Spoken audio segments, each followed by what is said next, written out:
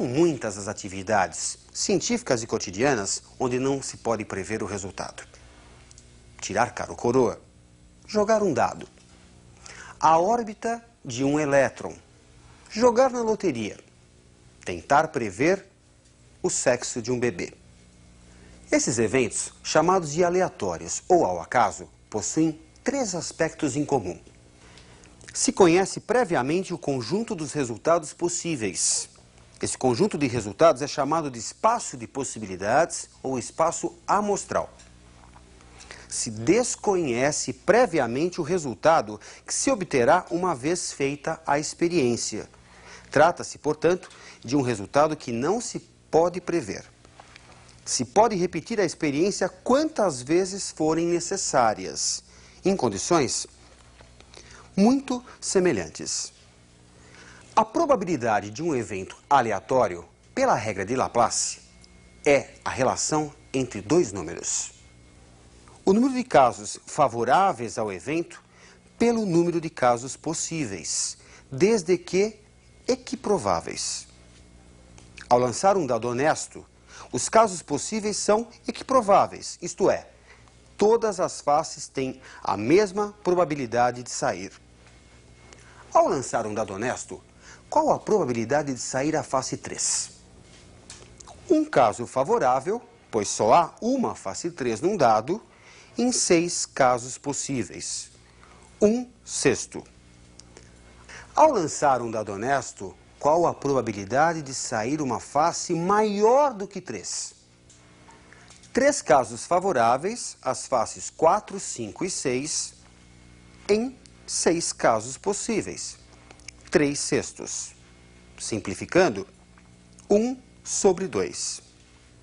Pela definição clássica de probabilidade, casos favoráveis sobre casos possíveis, uma probabilidade nunca será negativa.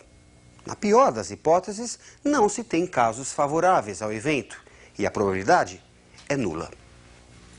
Como o número de casos favoráveis não pode superar o número de casos possíveis, uma probabilidade nunca será maior do que 1. Na melhor das hipóteses, o número de casos favoráveis é igual ao número de casos possíveis e a probabilidade resulta igual a 1. Procure não esquecer, probabilidade é número compreendido entre 0 e 1. Vamos ver então 2 questões de aplicação, 2 exercícios de vestibular. Me acompanhe na tela. Uma mãe, brincando com seus filhos, pediu que eles escrevessem todos os anagramas da palavra escola. Cada anagrama foi escrito em um pedacinho de papel e colocado em uma caixa vazia.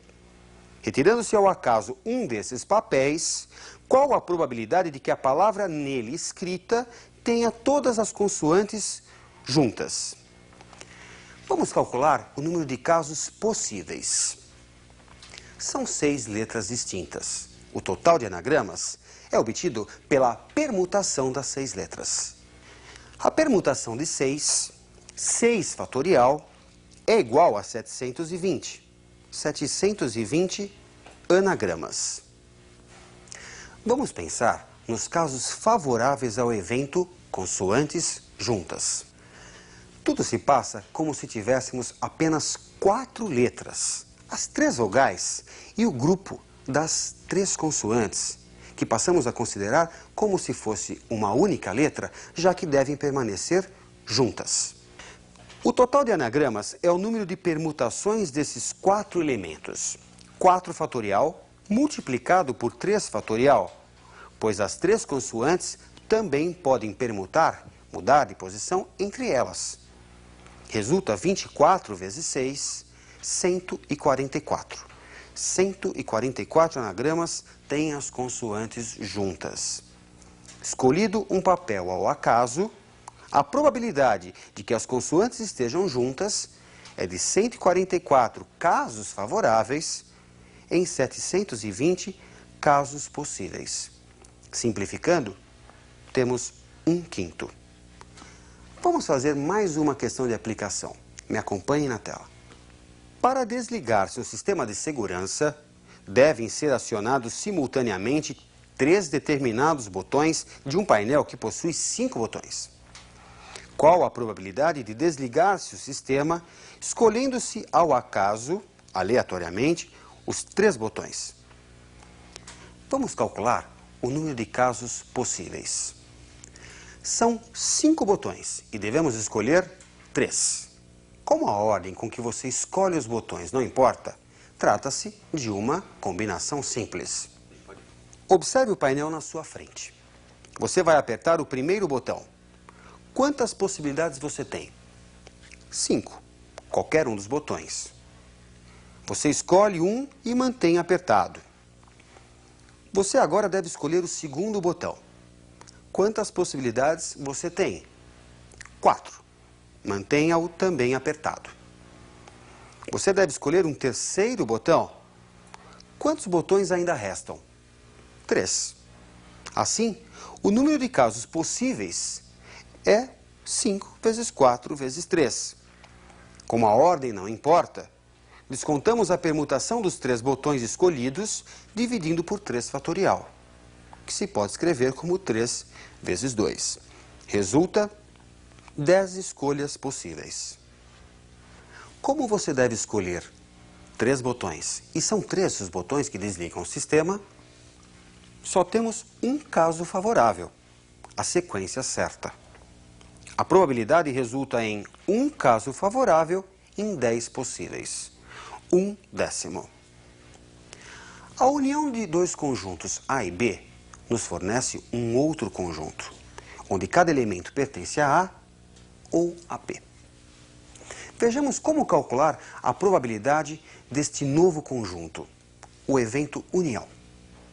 Se o número de elementos de A unido com B é o número de elementos de A mais o número de elementos de B, menos o número de elementos da intersecção de A e B, então a probabilidade de A unido com B é a probabilidade de A mais a probabilidade de B menos a probabilidade da intersecção. No caso de eventos mutuamente exclusivos, isto é, que não possuem elementos em comum, a probabilidade da união é simplesmente a soma das probabilidades. Vamos resolver uma questão sobre a união de eventos. Me acompanhe na tela. Em um colégio foi realizada uma pesquisa sobre atividades extracurriculares de seus alunos. Dos 500 alunos entrevistados, 240 praticavam um tipo de esporte, 180 frequentavam um curso de idiomas e 120 realizavam as 2 atividades. Ou seja, praticavam um tipo de esporte e frequentavam um curso de idiomas.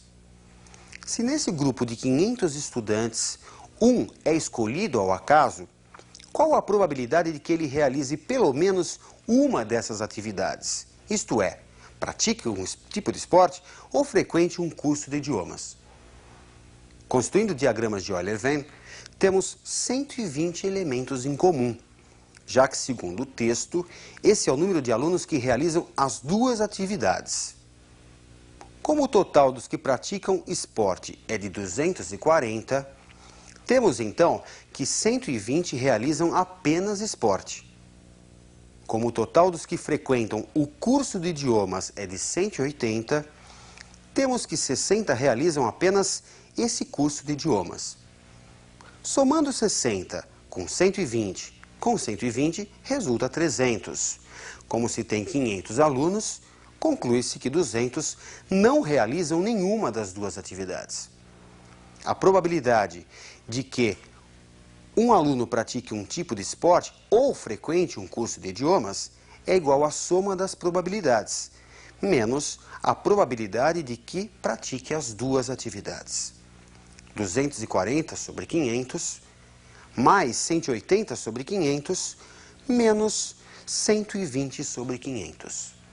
Resulta 300 sobre 500, que simplificado dá 3/5. Será afetada uma probabilidade se você ficar sabendo de um fato relacionado ao evento antes da experiência? Vejamos a definição da probabilidade condicional. A probabilidade do evento A, sabendo que o evento B ocorreu, é igual à razão do número de elementos da intersecção de A e B pelo número de elementos de B, ou o que é equivalente à razão dessas probabilidades. Se a probabilidade de A, sabendo que ocorreu B, é igual à probabilidade de A, ou a probabilidade de B, sabendo que ocorreu A, é igual à probabilidade de B, dizemos que os eventos são independentes. Ficar sabendo de um evento não altera a probabilidade do outro ocorrer. Vejamos um exemplo, um exercício de probabilidade condicional. Num grupo de 400 homens e 600 mulheres, a probabilidade de um homem sofrer de miopia é de 0,05 e a probabilidade de uma mulher ter a mesma doença é de 0,10. Uma dessas pessoas é escolhida ao acaso. Calcule a probabilidade de ela ter a doença. No item B, sabendo que ela tem a doença, calcule a probabilidade de ser um homem. 0,05 equivale a 5%. 5% de 400 é 20. Assim, podemos dizer que 20 homens têm miopia e 380 não têm. 0,10 equivale a 10%. 10% de 600 é 60. Assim, podemos dizer que 60 mulheres têm miopia e 540 não têm. Temos um total de 80 pessoas com miopia e 920 pessoas sem miopia. Qual a probabilidade de escolhida uma pessoa desse grupo ela ter miopia? Basta dividirmos o total de míopes pelo total de pessoas do grupo. 80 sobre 1000, 0,08. Sabendo que essa pessoa tem miopia, qual a probabilidade de ser homem? Basta pegarmos do total de homens com miopia e dividirmos pelo total de míopes. 20 sobre 80, 0,25. Bem, hoje você teve um primeiro contato com o conceito de probabilidade, a relação entre o número de casos favoráveis a um evento pelo número de casos possíveis, além do evento união e da probabilidade condicional. Ótimos estudos e até a nossa próxima aula.